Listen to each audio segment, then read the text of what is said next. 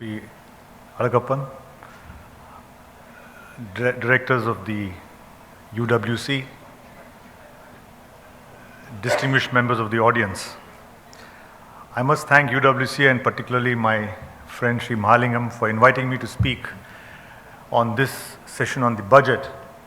And at his request, I think most of you have heard different lectures on the budget, and he asked me to speak on another important topic, GST, which has been touted as the biggest tax reform in India's economic history.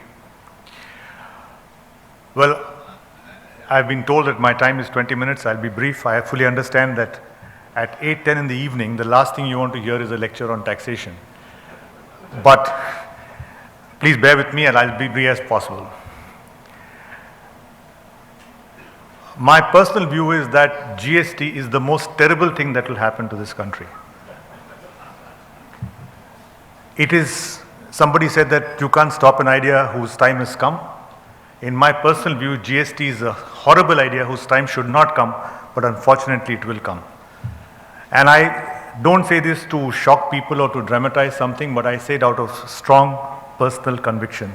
I still cannot fathom how anybody can conceive and implement this concept of GST that is going to come 120 days from now. Why do I say that GST is a bad idea? Now let's understand our concepts first. GST is nothing but VAT in most countries. You got value added tax because the idea is that you don't levy tax on tax from the raw material to the final output stage and sale. You only pay tax on the value addition, so you avoid the cascading effect of taxes. That is the basic thing of GST. Now, throughout the world, you have basically one GST. I think Canada and Brazil are two countries which have dual GST, but most countries have one GST. You go to Singapore, whether you go to a bar and have a drink or you go and buy an electronic item in a shop, you just pay 7% Singapore GST. Now, my fundamental objection with GST is what we are calling GST is not GST. Look at what's happening now. What's the current state of situation? Today you have 29 states, so you have 29 state taxes, VAT acts, so sales tax acts. You have one service tax, you have one excise duty.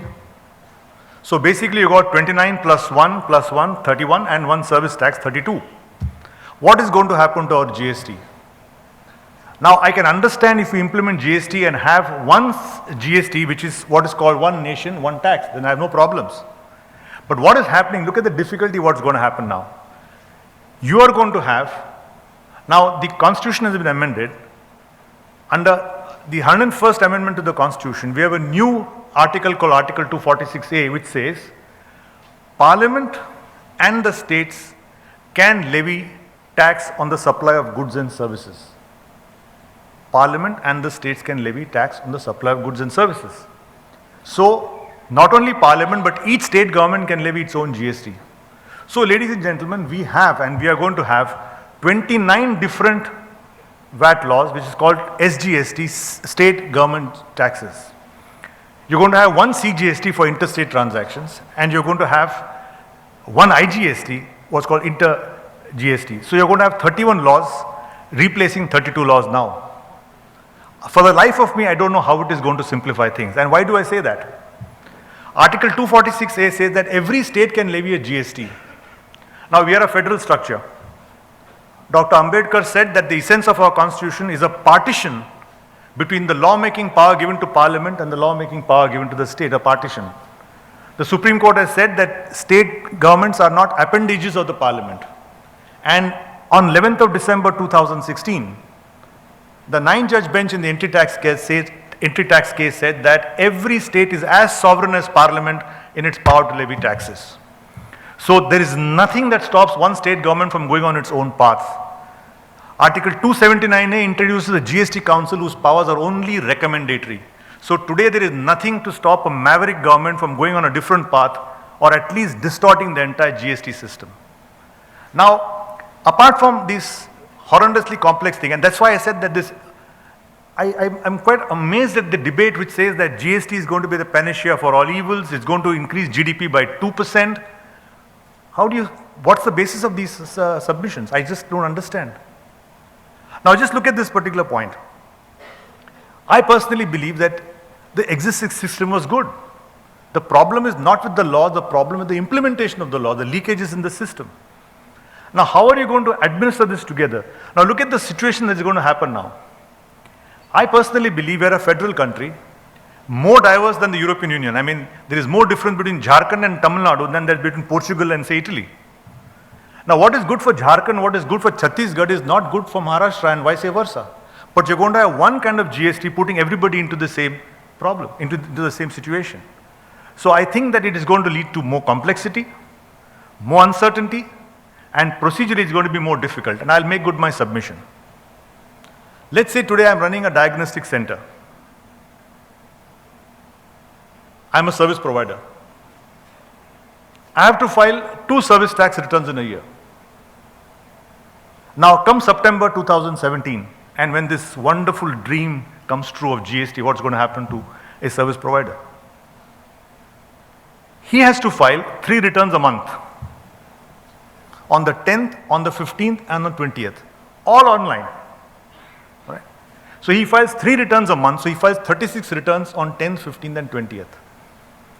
Then, he has to then file 12 TDS returns, which is 36 plus 12, 48. And he has to file 1 annual return, which is 49.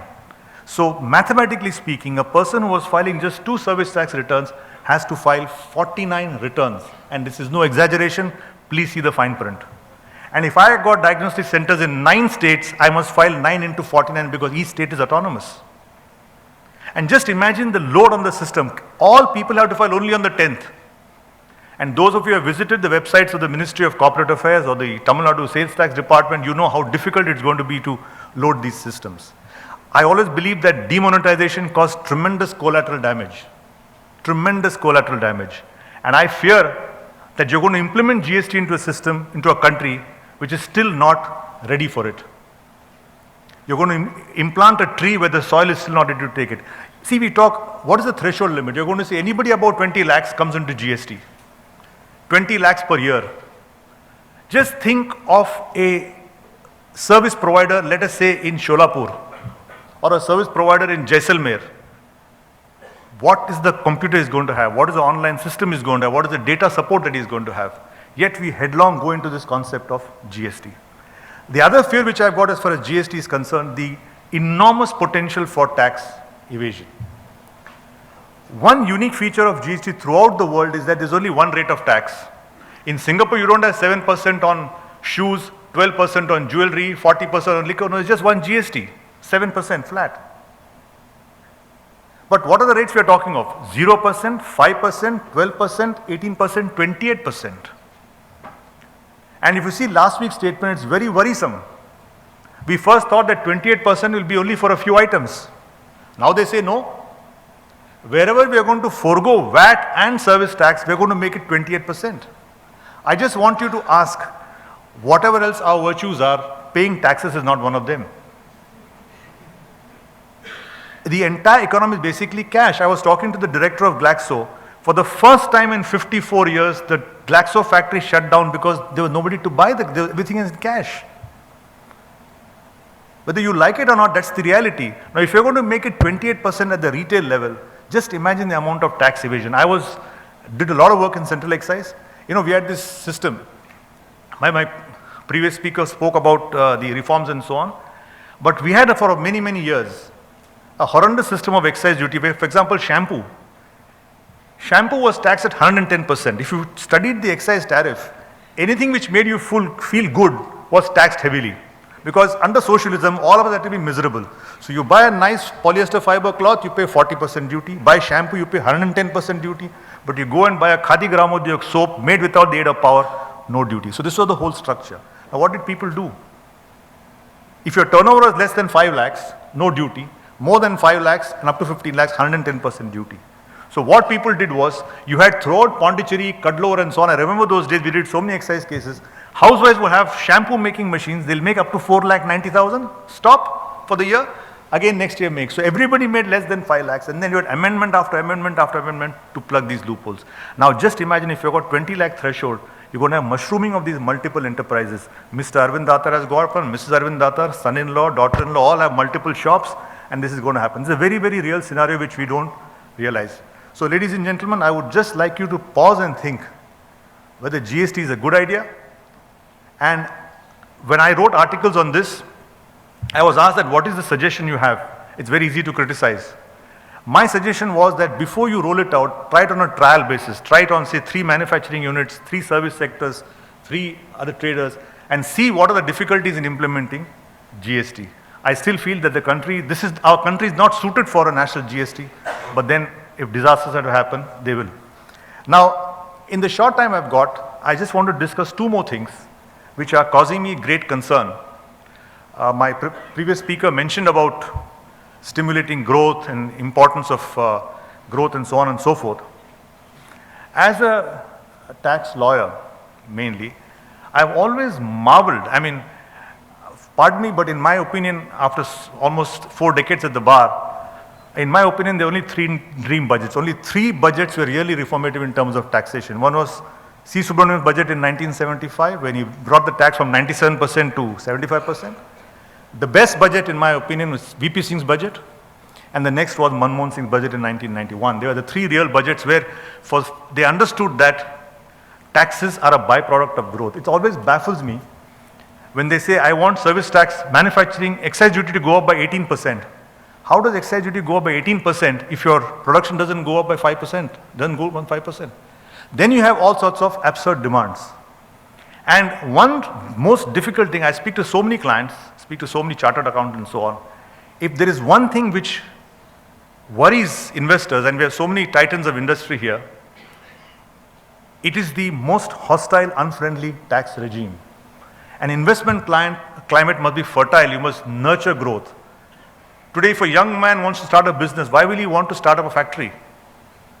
Why does he hesitate to start a factory? And in my opinion, the answer is, the worst thing to our investment climate is toxic taxes. I always believe that our words are make in India, but our taxes say quit India. That is the reality. And why do I say this? Mr. Chidambaram mentioned about amendments and so on. There are good, one of the worst budgets was the retrospective amendment in the Vodafone case. I wrote an article in Business Line. I said, I really hope that we don't retrospectively amend this particular decision. It sent a fantastic message. The 12th January 2012 was the date of the Vodafone judgment. And it sent a huge message that whether it is 1 billion or 11 billion or 44,000 crores, the laws are equal. The Supreme Court of India delivers justice whoever it is. And I said, I hope they don't retrospectively amend, because India has had a track record of the largest number of retrospective amendments in the world. What has happened this budget? Nobody talks about the fine print.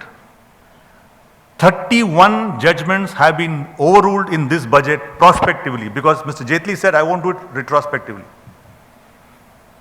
Every time you lose a case, you amend the law and add an explanation. Section 1023C has 19 provisos and 7 explanations. Every time there's a judgment of the court in favor of the SSC, amend the law. Now, is it not insulting to your judiciary?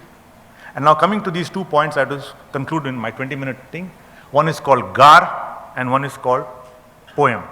These are 2 acronyms which, in my opinion, GAR will be very, very difficult, dangerous for the domestic plus foreign industry, and POEM can have very serious impact on FDI investment. And I'll just explain to you what it basically is. Pardon me for being technical. I know it's 8:30 and I can't imagine visiting more punishment on you than speak on taxes.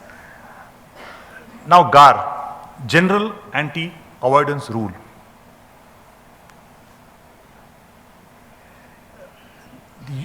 Throughout the world, there is a accepted principle that if you exploit a loophole, that should not be tolerated. I don't subscribe to that view, because essentially the difference is tax evasion and tax avoidance. Tax evasion is a crime. And an English judge said that the difference between tax evasion and tax avoidance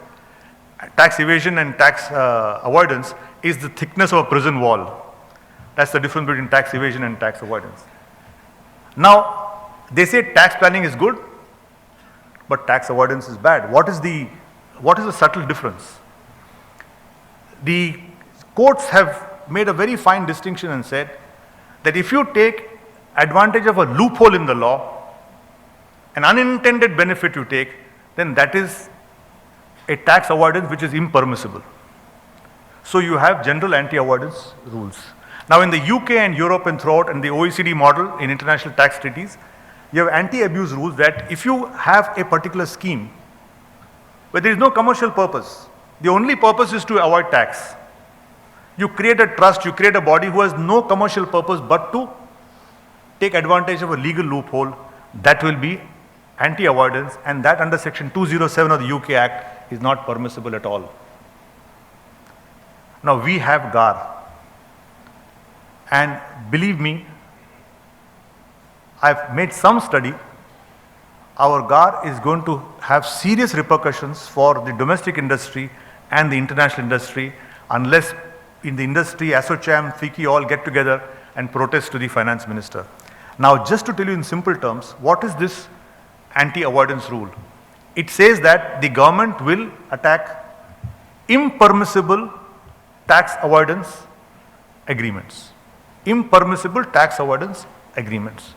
So by definition, when you say impermissible tax avoidance agreement, that means some are permissible. So you can only tax what is impermissible. But the definition is so horrendous. And I'll give you an example of what the government does even without GAR. Right now we are doing a case in the Supreme Court. All of you have heard of mergers, amalgamations.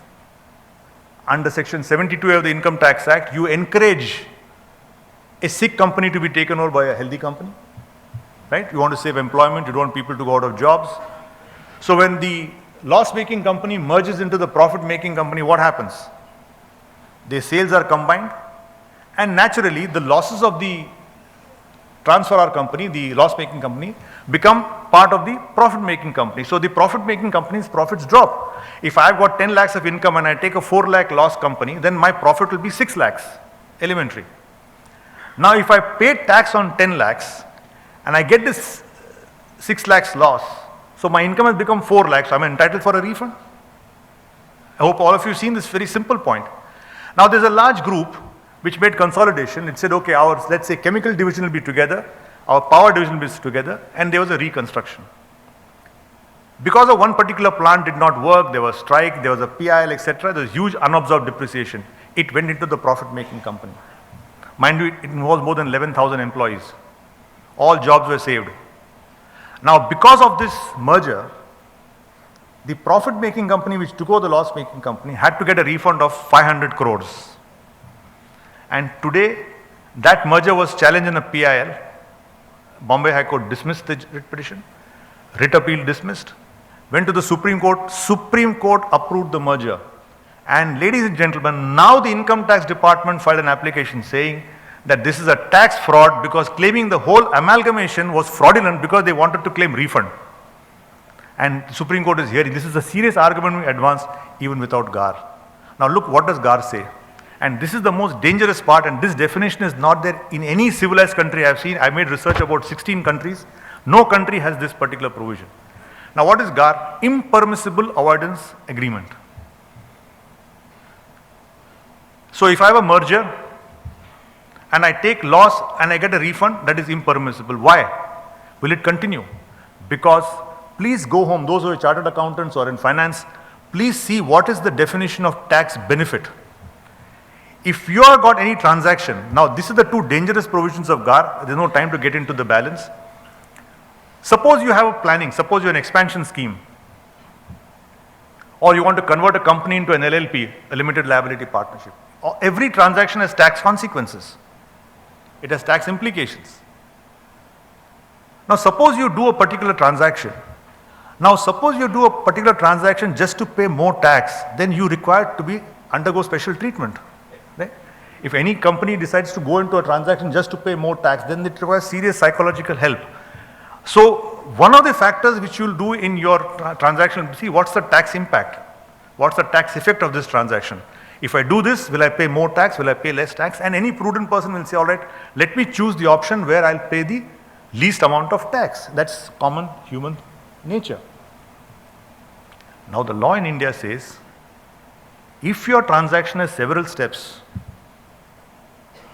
and I'm not exaggerating, and even if one step is going to result in a reduction on tax, it will be presumed that your intention was to evade tax, and you must prove that it was not your intention. And believe me, ladies and gentlemen, in law, proving is a very serious thing. When you prove, it's a very difficult thing to prove the negative, that it was not my intention to evade tax, very difficult to prove the negative. Now, what was my intention? To get a tax benefit. What is a tax benefit? Look at this most absurd part of the Income Tax Act. A tax benefit is defined in section 102, saying that any benefit or reduction you get under the Act is a tax benefit. So if I make any plan to save tax, it is impermissible avoidance agreement. Now it goes to this, it's obviously shocking. Suppose I go for a merger, it is approved by the High Court, approved by the Supreme Court. Can you say it is impermissible? It is approved by a court of law. Question number 9 in the circular says, suppose the merger or amalgamation is approved by the company court, NCLT or other judicial authority, will it be treated as impermissible avoidance agreement? And now look at the answer. The answer says, if the NCLT or the court has not adequately dealt with the tax aspect, then we will take it as impermissible. So, if the Supreme Court approves a merger, the assessing officer in Nagarkoil can say, Justice Nariman of the Supreme Court did not discuss his income tax provision, therefore it is impermissible, I am disallowing the whole thing. And this is what is going to happen. Now the last thing on POEM, and I will conclude. POEM is called Place of Effective Management. I am sure all of you are going to require a drink after all this. You see, in international taxation, there are two basic principles. When does India tax a person? India will tax a person if either the person stays in India, he is a resident of India, or the income source is in India. So the two rules of international taxation are the source rule and the residence rule. This is very elementary. Now, an Indian company is liable to income tax if it's resident in India. So if a registered company is in India, it will be liable to tax, no problems. Now, when is a foreign company resident in India? The Income Tax Act says a foreign company, though registered say in Mauritius or in Italy, will be a resident of India if it is wholly managed from India. Wholly managed from India. That's called the control management theory. Now internationally we go to place of effective management. The company will be resident where it is effectively managed. Section is very simple. Section copies the UN model, the OECD model. There is no difficulty. The difficulty is in the 8-page circular, which has made all sorts of things as to when the place of effective management will be in India. Suppose your company is in, say, Japan. Suppose Suzuki is in Japan. And let's assume that it has got some work in India, and at one point of time in the year, 50% of its employees are working in India, or 50% of its non-active income is from India. Then a Japanese company will be treated as an Indian company and made to pay tax accordingly. So POEM is a very, very dangerous thing. It is going to have a serious impact on FDI investments, and of course people say that there will be Achhe Din for industry, and one of the biggest oxymorons is a tax-friendly administration. In my 35 years I have hardly seen anything. The whole difficulty is, and I don't blame the officers, you have absurd revenue targets and you make the most absurd demands to meet those targets. In the Supreme Court, when we got the entity struck down, the government filed a paper. Out of demands they make, 77% cases of the department which are launched are eventually held against the department. 77%. So, most of the demands which are raised knowing that they are not sustainable, but you just raise them to raise the money and then let the client keep on fighting up to the Supreme Court. I really hope that things will change, and unless we realize that taxes are only a byproduct and not the main thing, nothing is going to happen. I only hope that we prove Ralph Waldo Emerson wrong when he said that no, we'll do better in the future. He said, "Tell me not what you propose to do, because what you have done thunders so loudly in my ears that I cannot hear you to the contrary." Thank you. We have one question from the floor.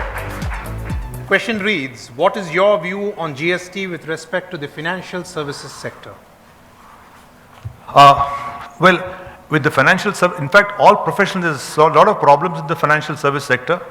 One is multiple services. Suppose you're a service professional working in different states, what happens? Suppose I'm a lawyer.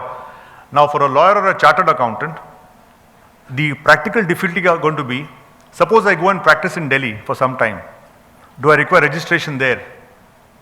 For financial services, for most of us, the main problems are going to be in terms of interstate services. How are they going to be taxed? If you have got branches in different states, do you require multiple registrations? Do you require multiple returns? These are all going to be problems which are going to face service providers in multiple states.